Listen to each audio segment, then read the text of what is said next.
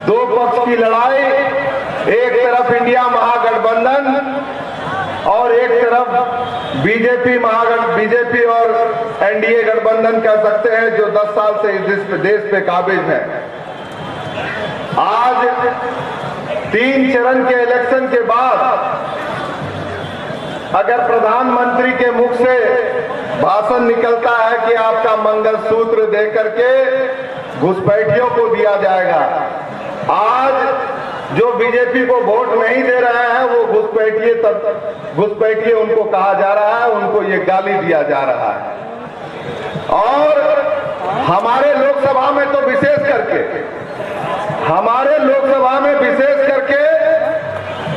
BJP के बड़े बड़े नेता आते हैं और वहां के क्षेत्रीय नेता भी कहते हैं कि यहां जितना लोग है यहां ज्यादा संख्या में बांग्लादेशी आ गया है। 10 साल में केंद्र में बीजेपी की सरकार रही और सारा ताकत उनके पास था। जब हमारे नेताओं के ऊपर ईडी, इनकम टैक्स, सीबीआई का छापा लगा सकते थे तो जमीन में यह भी पता लगा सकते थे कि भाई बांग्लादेशी कौन है। लेकिन आज जो एनआरसी का भय, बांग्लादेशी बोल करके जो भय किया जा रहा है, ये सीधे तौर पे उन लोगों के लिए अंकित है जो उन्हें वोट नहीं कर रहे हैं। लेकिन जो उनको वोट भी कर रहे हैं, मैं उनसे पूछना चाहता हूं क्या महंगाई कम हुआ? अगर पेट्रोल, डीजल और तेल का दाम कम हो गया तो बहुत अच्छा है। 2 करोड़ रोजगार मिल गया तो बहुत अच्छा है। शिक्षा, स्वास्थ्य का सुविधा अगर अच्छा हो गया तो उसमें भी हम कहेंगे बहुत अच्छा है। 15-15 लाख का भी बात है। स्वास्थ्य तो छोड़िए, कोरोना के समय जो वैक्सीन दिया गया, कितना लोग लिए वैक्सीन? हम भी लिए वैक्सीन। डर बहुत सता रहा है जब से पेपर में देखे हैं कि जो लोग वैक्सीन लिया उन लोग को हार्ट अटैक हो रहा है, तो हम भी बड़ा टेंशन में हैं। हमको लगता है कि हम लोग का पूरा देश का करोड़ों जनता टेंशन में है कि विश्व गुरु बनने का चक्कर में प्रधानमंत्री हम लोग के विश्व गुरु बनने का चक्कर में हम लोग को तो भुकवाए, देश के बाहर का लोग को भी वैक्सीन भुकवा दिए।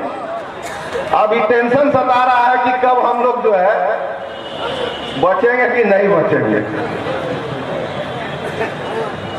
तो बात समझिए। और ऊपर से जिसको जो कंपनी से वैक्सीन दिलवाया उससे भी पैसा लिया और गौ माता बोल करके इतना ये लोग जो है गौ माता बोले। गाय का मांस, मैं इस मंच से सीधे तौर पे बोलता हूं, गाय का मांस इंडिया से सबसे ज्यादा एक्सपोर्ट होता है और उनके कंपनी से भी बीजेपी वाला पैसा लेता है। आज ये बांग्लादेशी, एनआरसी, ये जो डर भय का माहौल ये लोग पैदा किए हैं, मैं सीधे तौर पे बोलना चाहता हूं। मैं मंदिर भी जाता हूं, मस्जिद भी जाता हूं, गुरुद्वारा भी जाता हूं, अपने चर्च भी जाता हूं, लेकिन आज तक कोई टेंशन नहीं हुआ कि भाई कहीं जाऊंगा तो मेरे ऊपर पत्थर बरसेगा। कहीं नहीं लिखा है कि भाई हिंदू अलग रहे, मुसलमान अलग रहे। गंगा का हमारा पूरा किनारा जो गंगा जमुना तहजीबी कहा जाता है, आज उसको पूरी तरह से नष्ट करने का काम ये बीजेपी सरकार ने किया। और मैं ये कह सकता हूं कि आज जिस तरह से किसानों पे डंडा बरसाया गया,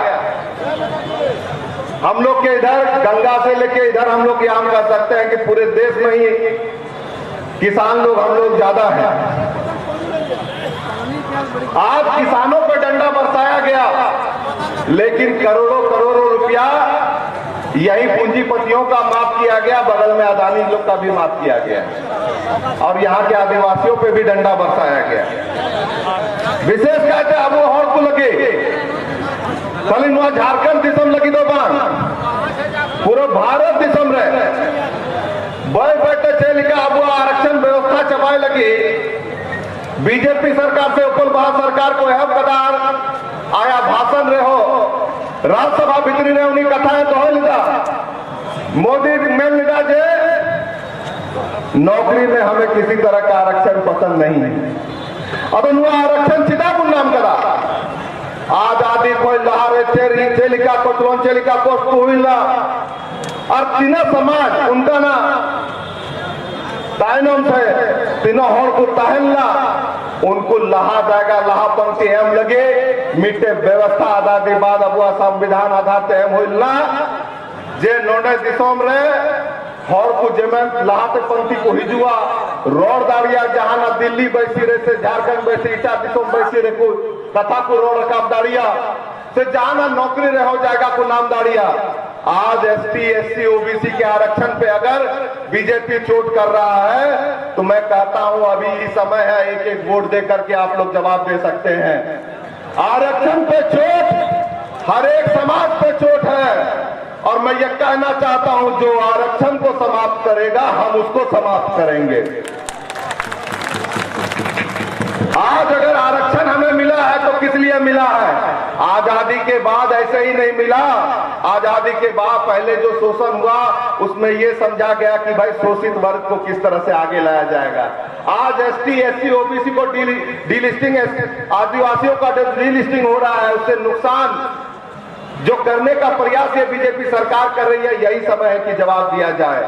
एसटी एससी ओबीसी पे जो चोट किया जाए यही समय है कि चोट आप एक वोट से दे सकते हैं।